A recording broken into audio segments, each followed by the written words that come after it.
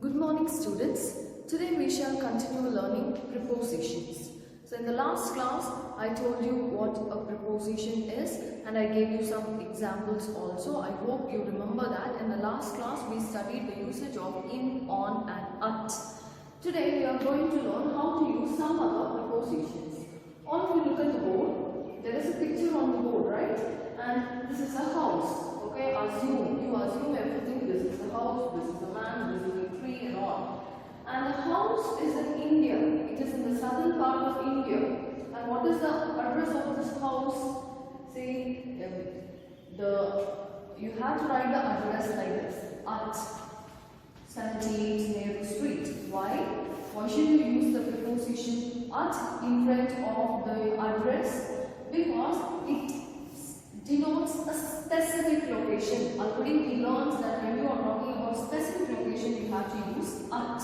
But when you are speaking about a general location, a bigger place, you have to use in. Okay? In India at 78 Nehru Street. Okay? And this is A.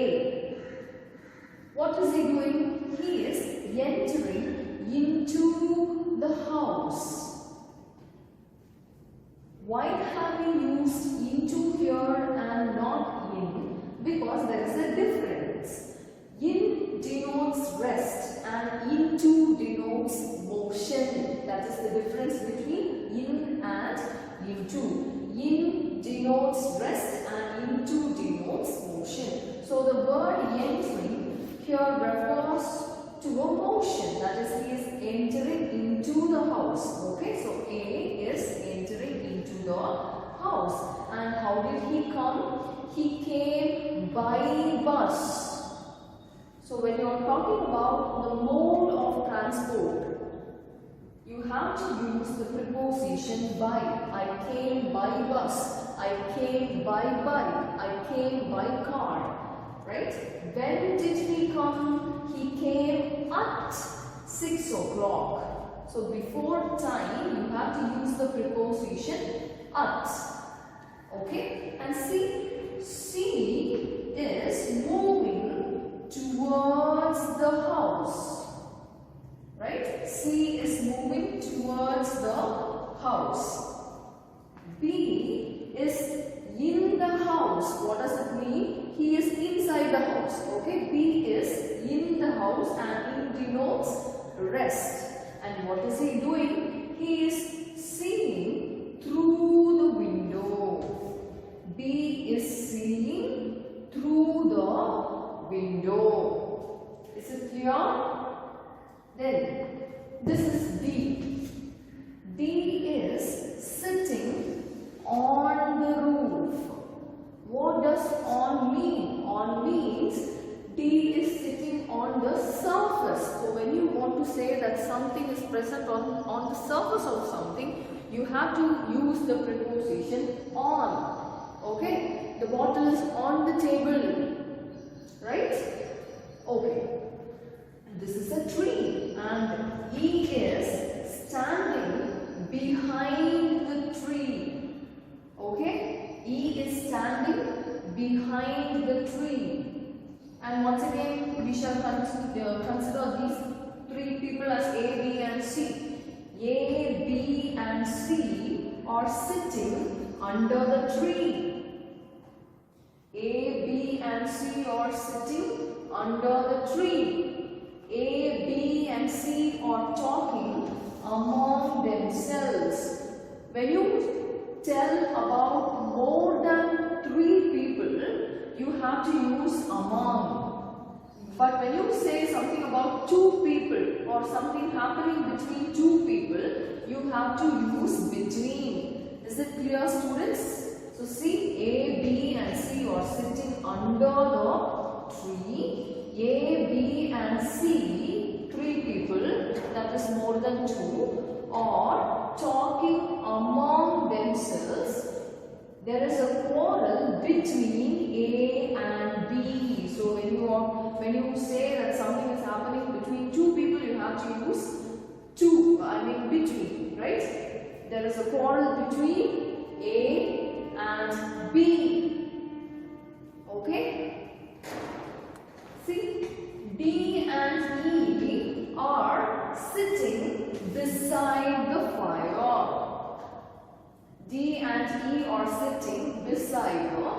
fire. The birds are flying above the house.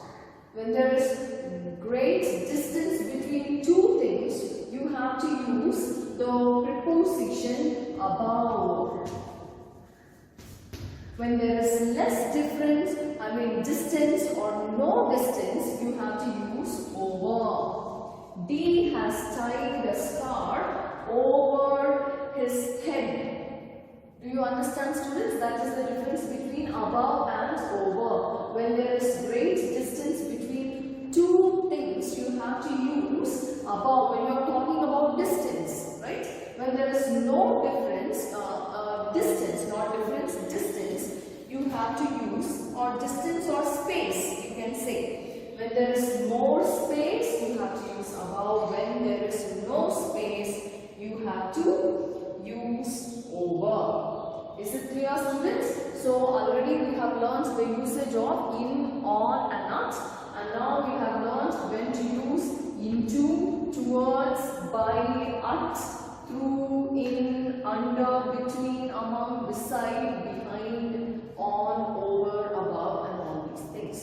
Is it clear? Okay. So all these prepositions should be used according to the context, right? And you should not be confused about it, right? Now all of you take your right, look at the board, all of you. For is used to denote a period of time, and for is used with all the tenses. Since is used with perfect tense only. Okay? Since is used with perfect tense. Let me give you an example. I worked for 5 hours. I worked for 5 hours. This sentence is in past tense. And it denotes a period of time, that is 5 hours. So in that context, I have used the preposition for. Now let's come to since. I have told you that since is used with perfect tense. So I have been living here since 2015. I have been living. Have been living indicate present perfect continuous tense. So in present perfect or perfect tense means it may be present perfect continuous, past perfect continuous, okay? So in perfect tense, since is usually used, right? And the difference between on and upon, already we learned the difference between over and above, in and into, right? Now we are going to see the difference between on and upon. On denotes rest. It is on the table. The bottle is on the table. Upon denotes motion. Upon denotes motion. The cat sprang upon the table. The cat sprang upon. Sprang refers to the motion. It means the cat jumped. Okay, that is the meaning. Do you understand, students? So that is the difference between on and upon. So we have finished learning the prepositions. What should you do now? You have to take your book and go through all the points given in your book. Okay? So I have given the idea, or I have explained everything, but you have to go through all the things and you have to write down the answers for the book back questions. Okay, students? Right.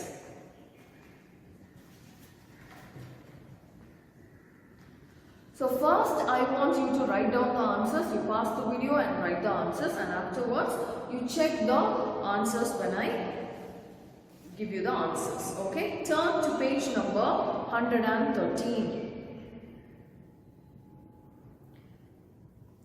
She drinks a lot of coffee in the afternoon. So you are supposed to fill in the blanks using since, at, in, on or by. Okay? It is usually much warmer at 3 o'clock in the afternoon than in the morning. The new term starts in March. They have lived in this town since 2005. I have been waiting for you since 8 o'clock. We will finish our exams in 2 days' time. They have lived in Delhi for 6 months. In summer, we will have our vacations.